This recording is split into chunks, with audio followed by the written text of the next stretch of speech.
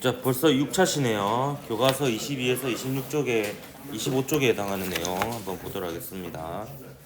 등가속도 운동이라고 해서 사실 그 물리학 2에서는 등가속도 직선 운동이라고 나오지 않고 등가속도 운동이라고 아마 되어 있을 겁니다. 왜냐하면 직선만 배우는 게 아니라 그 곡선 운동도 배우게 되거든요. 통합과학에서 잠깐 정성적으로 맛을 봤었는데 수평으로 던진 물체 혹은 이제 비스듬하게 던진 물체의 경우에는 곡선을 그리며 움직이게 되는데, 근데 지표면 근처에서 이렇게 던져진 공들도 이게 생각해 보면 가속도는 일정해요. 가속도는 중력 가속도로 일정해서 등가속도 운동으로 분류가 됩니다. 그래서 등가속도 운동하고 등가속도 직선 운동은 조금 구분할 필요가 있습니다. 크게 보면은 이제 등가속도 직선 운동이 등가속도 운동에 포함되지만 포물선 운동도 등가속도 운동이라고 볼 수도 있어요. 그래서 이제 제목이 이제 등가속도 운동인 거고요. 지난 시간에는 그 중에서 이제 등가속도 직선 운동을 한번 물리학 1에서 했던 내용을 복습한 거고, 오늘이 이제 물리학 2에서 확장되는 부분이다라고 보면 되겠습니다. 평면 운동이 되겠고요. 그 중에서도 오늘은 수평으로 던진 물체의 운동에 대해서 좀 살펴볼 겁니다. 우선 평면 운동의 기술부터 한번 보도록 할게요. 자, 위치 벡터라는 게 나오는데, 너 벡터를 수학 시간에 배웠습니까? 배울 예정입니까? 안 배웁니까? 안 배워요? 기하하는 애들만 배워요. 참 골치 아픈 상황이네요. 이 벡터는 여러분 그냥 그 좌표라고 생각하면 돼요. x, y. 그래서 그 원점 0,0에서 x, y로 이제 직선을 그어가지고 화살표 그리면 그게 벡터가 됩니다. 그래서 위치 벡터라는 게 뭐냐면 이게 p가 처음 위치고 q가 나중 위치라고 했을 때 요 r1 있죠? 이게 0,0에서 p점 좌표까지 이렇게 직선으로. 자, 여기 있어. 너도 자다 왔니? 여 와서 자라니까. 여 와서 자야지 더 깊은 잠을 잘 수 있잖아.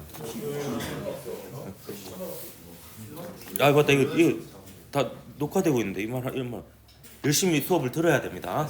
잠. 저는 재우는 사람이 아니에요. 그래서 여기에 이제 얘의 위치를 나타낸다고 볼 수 있어요. 원점으로부터 요 방향으로 거리 r1만큼 있는 지점. 그래서 이제 위치를 나타내는 벡터라고 해서 위치 벡터라고 얘기를 합니다. 근데 신기하게도 요 나중 위치 벡터 빼기 처음 위치 벡터 하면요, 그 벡터의 뺄셈은 덧셈으로 바꾸면 됩니다. 나중 위치 벡터 더하기 마이너스 처음 위치 벡터, 이렇게 하면 되거든요. 그러니까 마이너스 처음 위치 벡터는 제가 파란색으로 표시해 보면 요거에 되죠. 마이너스 r1. 그러면 자연스럽게 그 화살표에 머리랑 꼬랑지가 붙게 됩니다. 그러면 요 벡터를 계산한 것은 요래 되는 거죠. 요래 되니까 맨 꼬랑지에서 맨 대가리로 이으면 요렇게 변이 벡터가 만들어집니다. 그래서 이걸 정리하면 위치 벡터는 물체의 위치를 기준점에서 0,0입니다. 보통은 물체의 위치까지 직선 거리와 방향으로 나타낸 벡터고요. 변이 벡터는 이 두 위치 벡터를 서로 빼준 거라고 보면 되겠습니다. 나중 벡터, 나중 위치 벡터 빼기 처음 위치 벡터 하면 변이 벡터가 됩니다. 그래서 당연하게도 변이는 위치의 변화량을 뜻하는 거니까 처음 위치에서 나중 위치로 향하는 방향이 될 수밖에 없어요. 그 결과를 보면. 그래서 보십시오. 이 변이 벡터 보면 처음 위치에서 나중 위치로 향하고 있죠. 그리고 그 크기는 두 점 사이의 직선 거리가 됩니다.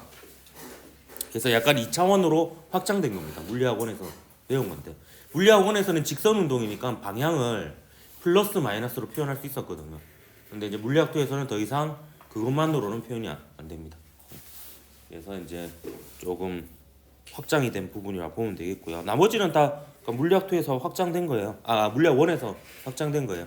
그래서 평균 속도를 구하고 싶으면 전체 변이 벡터를 그냥 시간으로 나누면 됩니다. 별로 다를 게 없습니다.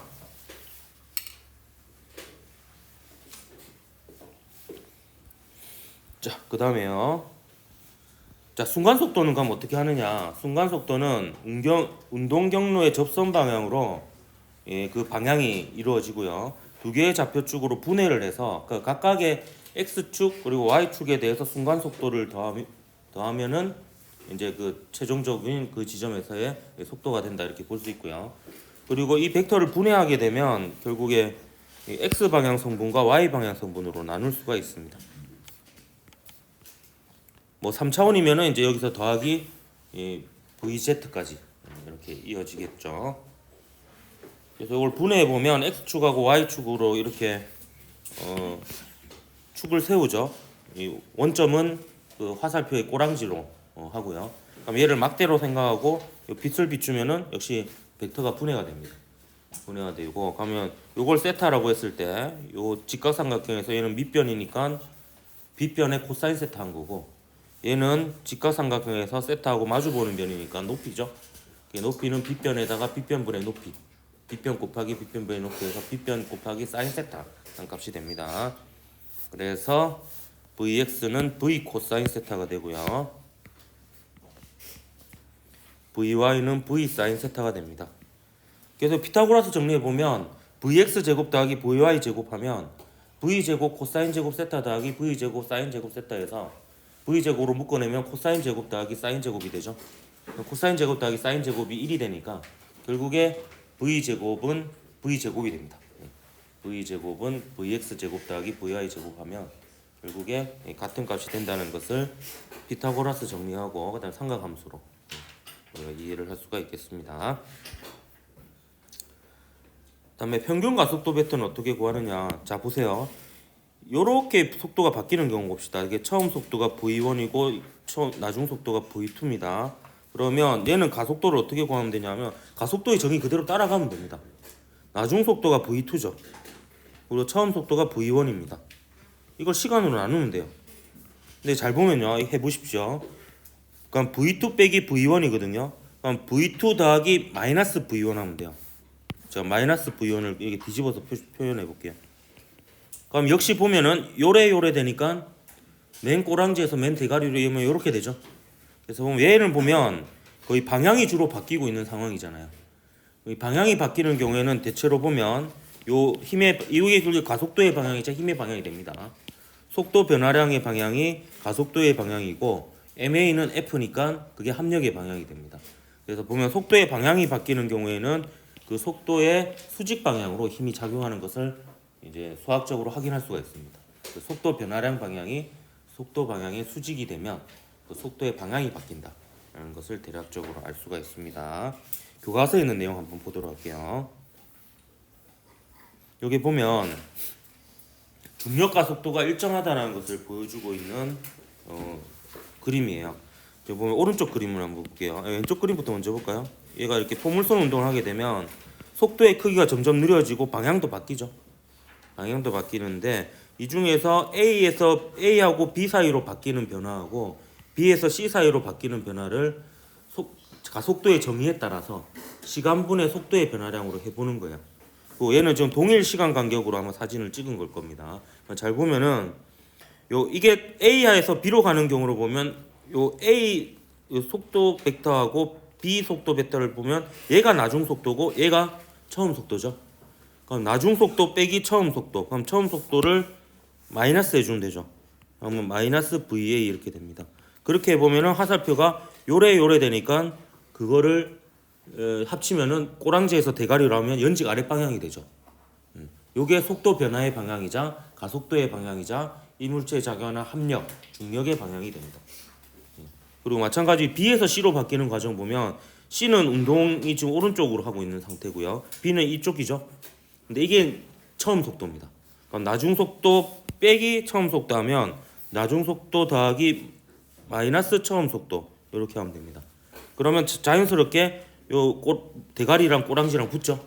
그럼 이렇게 이으면은 맨 꼬랑지에서 맨 대가리로 이렇게 하면 요게 이제 그 나중 속도 빼기 처음 속도, 즉 속도의 변화량이자 거기에다가 걸린 시간 나누면 가속도가 되고요. 거기에다가 질량을 곱하면 합력인 중력이 되는 거예요. 그래서 속도 변화를 벡터로 한번 구해보면 힘의 방향을 이렇게 구할 수가 있습니다. 속도 변화의 방향이자 힘의 방향을 구할 수 있죠. 요게 분석을 해보면 동일 시간 간격에는 그 크기가 다 똑같다는 것도 확인을 해볼 수가 있습니다. 그래서 이제 가속도가 일정한 등가속도 운동이라고 볼 수 있죠. 그래서 포물선 운동도 가속도의 크기와 방향이 일정하기 때문에 등가속도 운동에 포함이 된다라고 볼 수가 있겠습니다. 그럼 이 중에서 그 자유낙하 운동하고 자유낙하 운동 정도까지만 오늘 수평으로 던진 거 안 하네요. 미안합니다. 잘못 봤네. 지금 제 눈이 아파가지고 지금 얼그치. 그래서 요거 핑계로 오늘 조퇴를 핑계가 아니고 진짜 병원을 가야 돼서 이제 조퇴를 낼 건데요. 그런 말 굳이. 자, 자유낙하 운동 한 번 더 이제 정확하게 분석을 해보도록 합시다. 지구의 중력만 받아서 낙하하는 물체의 운동입니다. 여기서 이제 점점 확장될 거예요. 이렇게 했다가 이제 수평으로 던졌다가 이제 비스듬히 던졌다가 할 겁니다. 오늘은 이제 가만히 놓은 경우하고 연직 위로 던진 경우, 이 두 경우 역시 물리학원이랑 겹칩니다. 이건 물리학원에서도 배우는 내용이죠. 한번 이제 분석을 해보도록 할게요. 그 자유낙하 운동의 정의는 지구의 중력만을 받아서 낙하하는 물체의 운동이라고 볼 수 있겠고요. 일반적으로 지평형 근처에서의 낙하 운동을 얘기하므로 중력 가속도는 일정하다라고 가정하고 분석하는 운동이 되겠습니다. 그래서 전지 상태에서 자유낙하할 때는 물체를 어떻게 분석하느냐? 이때는 운동 방향이 늘 연직 아랫 방향이에요.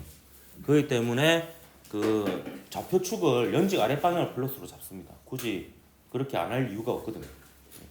그렇기 때문에 연직 아랫 방향을 플러스로 하면 여기 그 ma 꼴 f, ma 꼴 f라는 이제 뉴턴의 이 법칙을 이용해서 가속도의 법칙이죠. 가속도를 구해 보면 a는 g가 됩니다. 상수가 되죠. 그러면 등가속도 직선운동 공식을 쓸 수가 있습니다. V는 V0 플러스 AT죠. 하지만 여기서 V0는 0입니다. 가만히 놓았으니까. 그래서 V는 GT가 되고요. Great Teacher의 약자죠.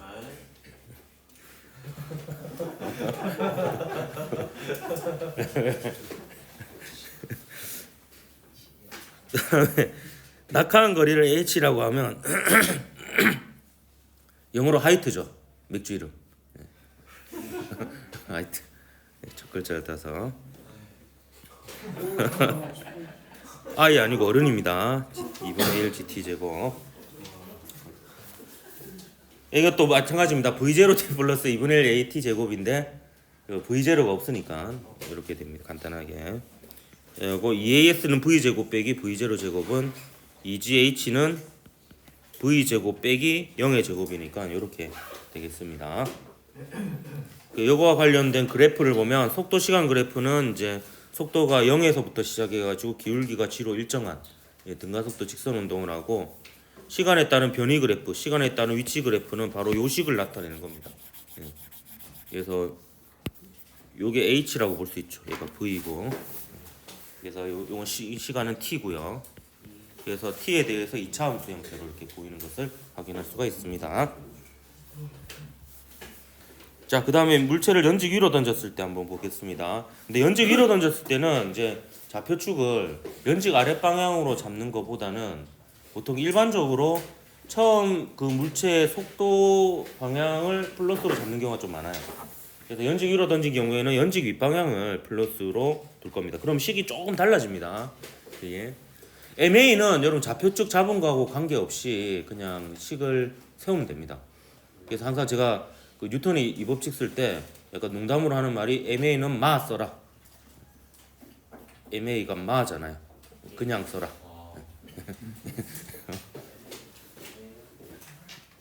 아니하지 않습니다. 마 쓰면 됩니다. 그래서 MA는 마 쓰고요. 근데 이번에는 이제 위쪽 방향을 플러스로 했으니까 중력은 플러스 마이너스 어느 방향이에요? 마이너스 방향이 됩니다. 그래서 마이너스 mg 하면 되죠. 그래서 연직 윗방향을 플러스로 하면 가속도가 마이너스 g가 됩니다.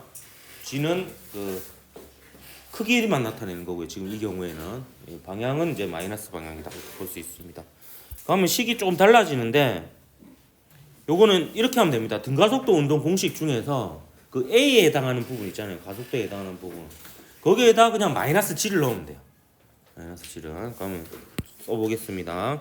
그럼 이렇게 됩니다. V는 V0 플러스라고 적으세요. 그냥 V0 플러스 AT인데 이 A 대신에 마이너스 G가 들어가는 거예요.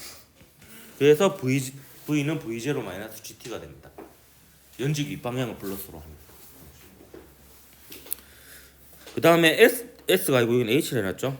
H는 V0T 플러스 2분의 1 AT 제곱입니다. 새로운 공식이 아닙니다. 2분의 1 AT 제곱인데 A 대신에 뭐가 들어간다? 마이너스 G가 들어가요. 마이너스 G입니다. 이게 잘못 넣으면 이제 다 틀리는 거예요. 그래서 수식으로 계산할 때는 마이너스 10을 넣어야 됩니다. 이 자리에.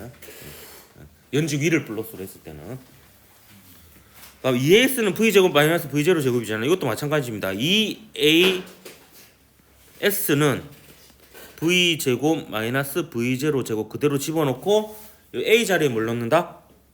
마이너스 G를 넣으면 됩니다. 그래서 이걸 별도로 외우지 말라고요. 별도로 외우지 말고 그냥 등가속도 운동 공식에서 A 대신에 그냥 마이너스 G를 넣으면 됩니다. 물론 아까 이렇게 그냥 아래로만 움직일 때는 연직 아래 방향을 플러스로 할 때는 그냥 플러스 G를 넣으면 되고요. 요럴 때는 이제 위쪽을 플러스하는 게 편해요. 계산할 때. 그래서 식을 세워보면 그래프를 그려보면 이렇게 됩니다.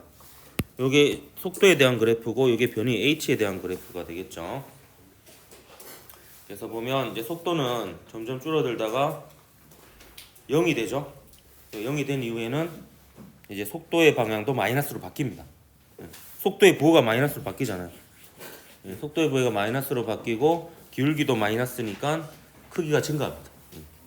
그래서 여기에 이제 최고점에 도달하는 순간이 되겠죠. 그리고 이제 요 변이 시간 그래프를 보면 속도가 점점 줄어들다가 다시 최고점이 0이 되었다가 속도가 점점 커지고요. 최고점의 높이 h가 이렇게 표현되어 있습니다. 속도가 0이 되는 순간에 높이가 이제 최고점의 높이다 이렇게 볼 수가 있겠죠. 그래서 최고점을 구하려면 이제 속도가 0인 순간을 찾아가지고 그 순간에 해당하는 시간을 위치에 대한 식에다가 집어넣으면 이제 최고 높이가 나오게 되는 겁니다. 그걸 한번 계산을 실제로 해보도록 할게요. 그래서 최고점에 도달할 때 걸린 시간은 한 두 가지 정도 방법으로 구할 수 있어요. 두 가지 정도 방법으로. 하나는 뭐냐면 그 최고점에 도달했을 때 속도가 순간적으로 0이 되잖아요. 그거를 이용하는 겁니다. 그래서 속도에 대한 식을 이용하는 거예요. 그럼 V는 V0 플러스 AT를 쓸 겁니다. 그럼 최고점에 도달했을 때 속도가 0이에요. 철수 아니고요. 예전에 기억이 납니까? 그래 넘어갈게요. 자, V0는 뭐 처음에 던진 속도로 우리가 측정을 통해서 이미 알고 있는 값입니다. V0 플러스 AT. 근데 A가 뭐다? 마이너스 G죠. 그래서 이때 시간을 T1이라고 볼 겁니다. 아까 위에 있는 그래프랑 맞춘 거예요. 최고점에 도달하는 순간의 시간. 그러니까 요거 계산하면 T1 바로 나오죠. T1은 G분의 V0가 됩니다. 이렇게 구해도 되고요. 그 다음에 이렇게 구해도 됩니다. 요 위에 있는 그래프 보면은 요 T2 보입니까? T2를 이용해서 T2의 절반이 T1이 되거든요. 대칭적으로. 그래서 T2를 구하는 방법도 있어요. T2를 구하는 방법은 이런 겁니다. 지금 연직 위로 V0의 속도로 던졌어요. 그럼 얘가 되돌아오면은 연직 아래로 V0로 내려오겠죠. 역학적 에너지가 보존돼야 되니까 그 속력이 같아야 됩니다. 같은 포텐셜 에너지인 위치로 돌아오게 되면.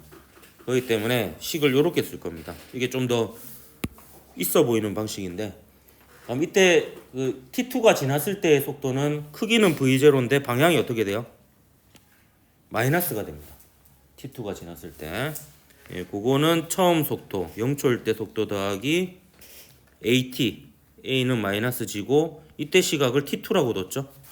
T2라고 뒀으니까 따라서 T2는 계산해 보면 G분의 2V0가 되고요. 요거는 T1의 2배가 돼요. 그래서 이렇게 구해도 T1이 구해지죠. G분의 V0 이렇게 구해집니다. 나중에 포물선 운동으로 확장해도 비슷한 방법이 쓰이거든요. 그렇기 때문에 이제 항상 대칭을 이용하는 겁니다. 대칭을. 이렇게 이제 최고점에 도달할 때까지 걸린 시간을 구할 수가 있습니다. 그럼 최고점의 높이는 어떻게 구하면 됩니까? 이 시간을 그대로 넣으면 되죠. 시간을 H에다가 이 식을 넣어도 되고요. 근데 그 방법을 안 쓸게요. 그러면 좀 복잡해집니다. T도 있고 T 제곱도 있잖아요. t 제곱도 있으니까 요거보다는 더 쉬운 방법은 나머지 하나 남은 식 있죠. 2as는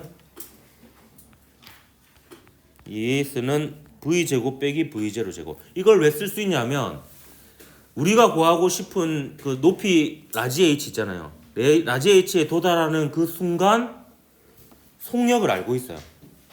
그 도달한 순간의 속력이 얼마입니까? 0이잖아요. 이거 처음 속력 알고 있고. 그러면 이제 위치를 알 수가 있는 겁니다. 그러니까 위치하고 속도 중에서 나머지 하나를 다 알고 있으면 나머지 하나를 알 수가 있습니다. 그래서 처음 속도는 알고 있는 거고 처음 위치는 당연히 알고 있는 거고요.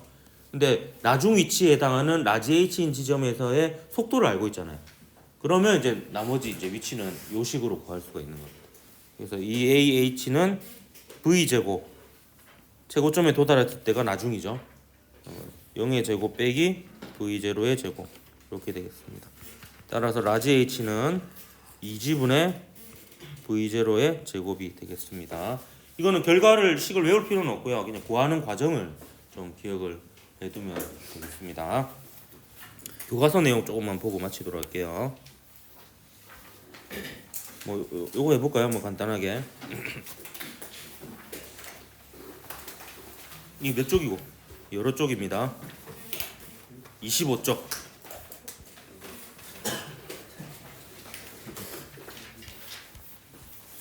뭐 시험 문제는 이 정도 수준이다라고 보면 됩니다.